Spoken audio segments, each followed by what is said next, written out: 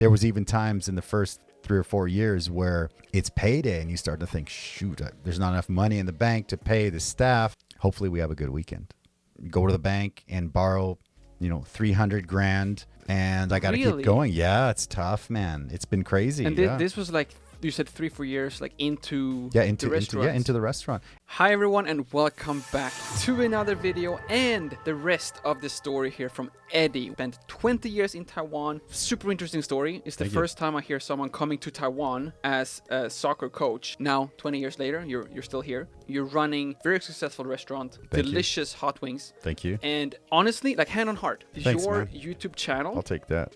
Thank you. Your YouTube channel is exactly how I want my channel to look like. Oh my gosh, man. I'll trade you. I swear to God. Okay.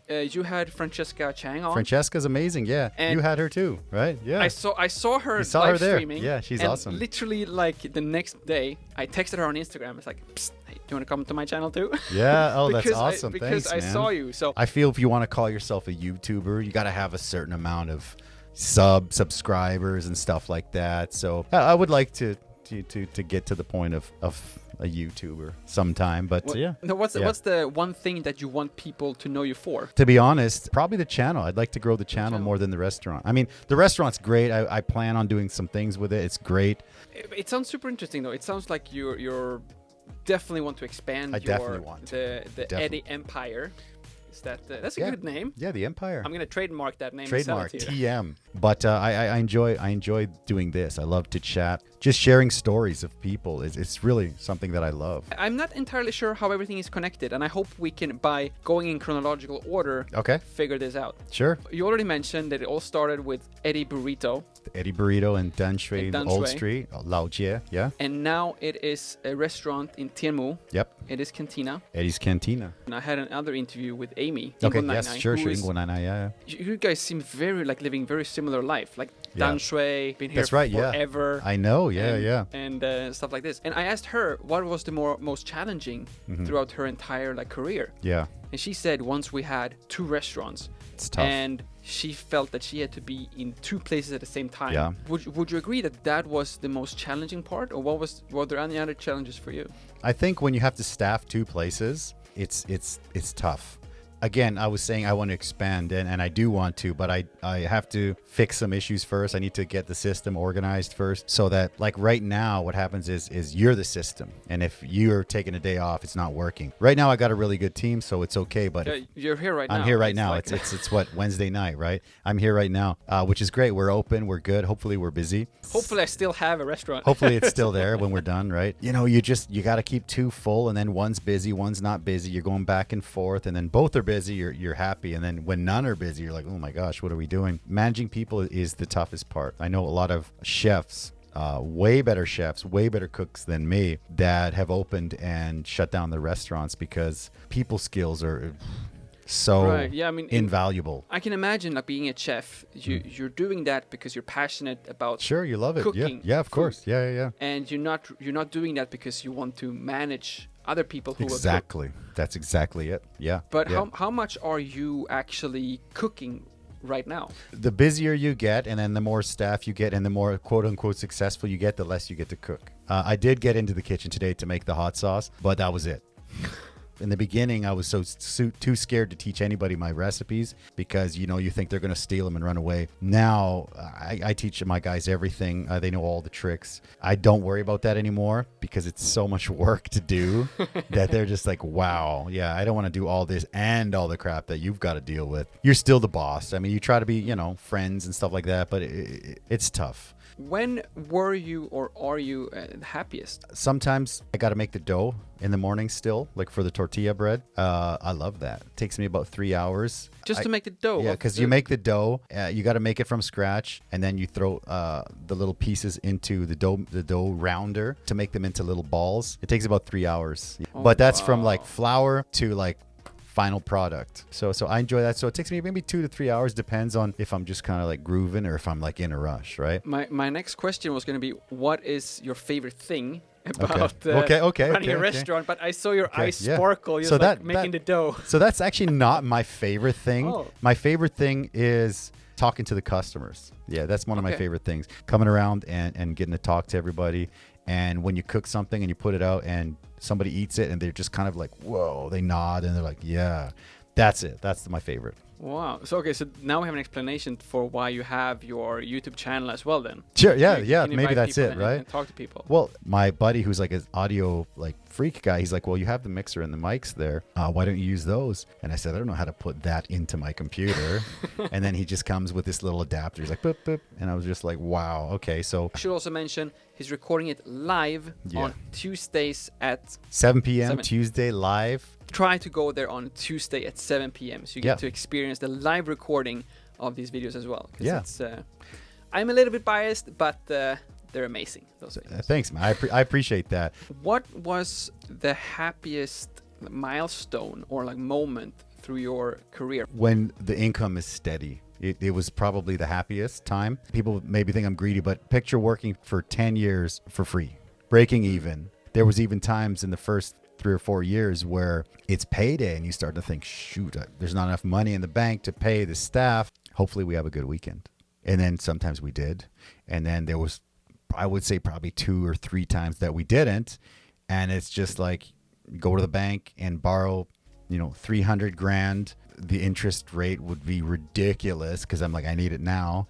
And you pay everyone on time and you're just sitting there thinking, okay, now I'm in the hole and I got to Really? keep going. Yeah, it's tough, man. It's been crazy. And yeah. this was like, you said 3-4 years, like into into the restaurants. into the restaurant. And I know that people say most restaurants fail within the first year and then a high percentage in the, in the next 5, and then like, I don't know, 1% survives over 10. I think the reason is not because they can't, but because the work to reward ratio is ridiculous. It's so skewed that you just break mentally, and you're just thinking, what do we do? And should we keep going? And one more year. This is going to be the year we make money. This is going to be the year we make money. And my wife would get to the point where she's like, you say that every year and we're not making any money. I know you miss your nephews and your nieces growing up in Canada because there's just no money to go home. You missed your best friend's wedding in Canada who you grew up with, and he's just like, you're the best man. You can't even go because you have no money. People might think that sounds greedy about the money, but you have to have some income. And so when you have none for so long, and then you get to a point where it's like, oh, it's kind of stable. That's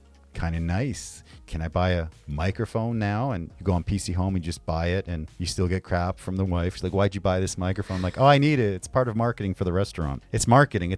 So we'll just write that off as marketing for the restaurant. And she's like, all right. I mean, even now, there's not like huge money in the bank, right? It's just, you're just doing But you don't better have to than take before. new loans but to pay never your haven't staff. taken a loan for, no, definitely not. Yeah. It's been a while. COVID was tough, man. COVID was tough. We had to survive at about 50% income for 3 months. And we were making special dishes and we were delivering. We had our own online ordering system ready. That really killed the savings, and the government just keeps saying 2 more weeks. And we don't blame them. They've done fantastic. We love Taiwan. Everything's going, even with the Omicron breakout, they're doing fantastic, but it's just like 2 weeks.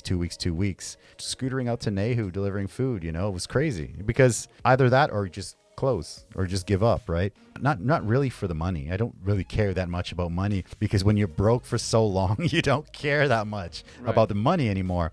You can live on beans and rice, no problem, right? And so I don't want to have worked like my whole life building this brand and building this sort of culture for this restaurant to, when I get old, to just shut it down, because I should just taught instead, and enjoyed my weekends, right? So yeah, so that's the plan. I would like it to grow into something. My parents are immigrants, right? We got that immigrant mindset where just do it, just get it done, and hopefully it can take care of the family. Wow. I never really told that to that's anybody, great. man, That's but yeah, great. no one asked. Yeah. Is there anything that comes with running a restaurant the average guest may not really be aware of? I don't know what the opposite to a chef would be, but that's me. Okay. If the food is made from scratch in the restaurant and the restaurant's full, you're going to end up waiting a little bit longer. Most of the places that you can get your food in like 2 minutes, it's it's already pre-made. It's just kind of sitting there. And sometimes people, they don't want to wait. If a neighbor sees you're really busy, they call the cops on you. That happens a lot in Taiwan. It happens a lot. And the cops come in and they're just like, you got reported as a strip club or something stupid, right? Most people are pretty happy, but most people that are happy, they don't go home and write a gleaming review. They're just like, great, I'll be back. But if they're unhappy, they run home and they write a review right away. It's crazy. But don't listen to him. That's If the way you're it is. happy with If this you're video, happy. please do leave a positive review or just click the like button. That would help tremendously as well. Yeah. If you like something, let the person know. That's very important because sometimes, you get to a point where you get 1 or 2 bad reviews in a row and you start to think like, what's going on? Are these guys slacking in the kitchen? What are we doing here? Sometimes people say, what do you recommend? And every item on the menu is created by me, created by my mom. So it's hard to pick one. Go. Now I finally have the Perfect. chance to ask this. Yes. So sometimes I go into like restaurants. Yes. And they have a menu with like 30 dishes. That's a lot. And 3 of them is like chefs recommend. Why do you have the other 27 on the menu if those are not recommendations? They make more profit on that dish. Is it as easy as that? Yes, mostly. Yeah. I mean, it depends if it's just a mom and pop that's just like, yeah, dad's favorite. It could just be that's dad's favorite. But if it's like a real legit menu place, I should say that blueberry is my favorite. Blueberry is just your favorite. because that's what I ate in the forest growing up. I haven't really ran the numbers, but there you go. my recommendations is just because I'll take a little more it's blueberry if that's okay. Yeah. The menu psychology thing. Yeah. Hiring is the toughest and dealing with people is the toughest thing. And you don't think that it should be that tough because, people want to work, right? But they never washed dishes. And like, okay, let's wash these dishes. And they're trying and they have no idea how to wash a dish. And I'm like, how old are you? They're like, 21. Like, you've never washed a dish? And they're like, no, not really. Because there's dishwashers or maybe their family has a nanny or maid or something. So they've never done anything like that. And mopping, sweeping, no clue. It's like, wow. I'm sitting here nodding, but I'm more like an Uber Eats kind of guy. Yeah, you're Uber too, Eats guy. Yeah. But you're making your money. You're doing your thing. So it's all good. But I mean, like physical labor is I don't want to say lost, but it's pretty. It's tough. I spent a summer working as a bartender. Okay. When I was 18. Okay. That was the worst job ever. The worst. Worst. I love it. Because I don't drink as well, So then they're like, what kind of recommendations do you have? Like, I don't know. I don't drink. Gin and tonic? That sounds pretty self-explanatory. Yeah, gin tonic. Yeah, something that's easy for me to make. Yeah, exactly. Yeah. I had like 3 months, and then I was like, okay, maybe I do need a college degree, so I get rid of this shit. That shitty job, right? Yeah. But if you can make a nice cocktail with this alcohol and it tastes like that, like something like, wait, this is nice. That's kind of the secret. I mean, you can get a crappy margarita at a lot of places, but then when you make it taste too good, you get the Americans sending it back. They're like, you didn't put any alcohol in this. And I'm like, oh yeah, we did, but we're using like this really nice tequila that doesn't taste like crap, so it's a lot smoother. And they're like, yeah, no, you didn't put alcohol in this. You just like name drop American there. No, Canadian, American. What's the most ridiculous complaint you've ever gotten? Oh, shoot. Okay, I have to think for a second. Yeah, a month ago, there was a big UFC event, and we're packed. I actually was helping the kitchen because they couldn't keep up with all the orders. And they're just like, hey, table for 2. And we're like, there is a table, but it's going to be a long wait. Like, yeah, no problem. At least half hour for your food. Like, no problem. And then 10 minutes goes by, and they're just banging. And they're like, hey, what's going on, man? Oh, I waited too long. Yeah, I'm in a rush. I'm like, well, we told you. They're like, okay, they ate their food. And they were wrapping up, dabao. They're wrapping up their food. They're like, okay, well, we want 6 more tortillas to go, corn. And we're like, okay, we got to press them for you. That's going to be another 10 minutes.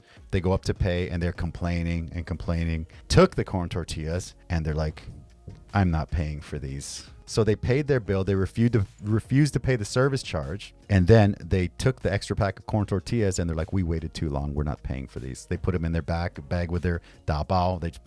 And they left.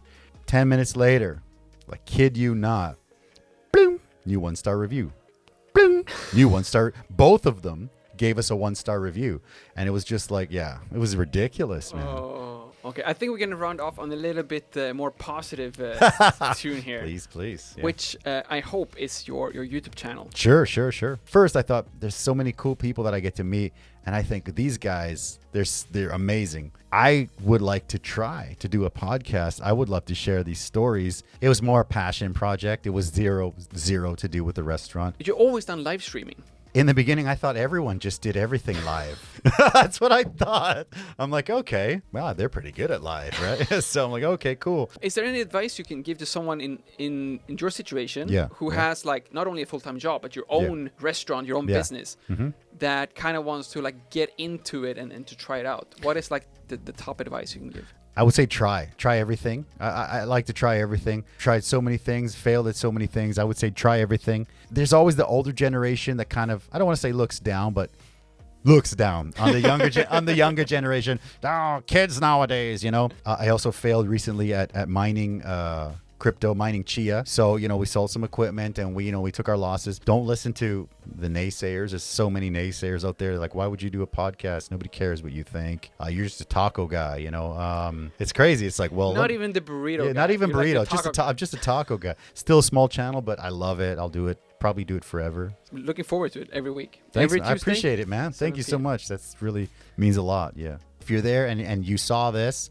come on and say hello on come on to the mic and say hello and say I saw you on Lukas. Jump into the live stream. Say I saw you on Lukas, man, for sure.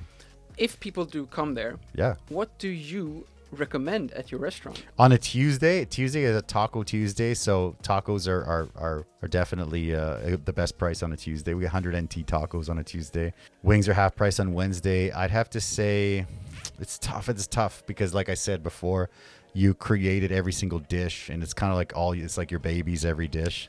You passed my test. I was hoping you were just going to say like go with like number 7 and then it's the one you make the most money It's tough, of. man. No, they're all so you can look at our menu. We have a shared platter, a fajita platter. And who knows, maybe you will invite me back on a Tuesday at 7 p.m. I would love to have you, man. I would love to have you like all the time, for sure. And if so, I hope that you have already gone over to his channel, subscribed to his channel so you get to see maybe if I would reappear up in Tiermo at Eddie's Cantina on Eddie Live. And in case you missed it, I've actually joined his YouTube channel, which of course you will have a link to down in the description. So just click on that link, go straight to his channel and subscribe to him as well to show some support. And of course, if you haven't already, please subscribe to this channel as well. Thank you all so much for watching. My name is Lukas. It starts with L as in like, ends with S as in subscribe. Please do both, and see you all in the next one.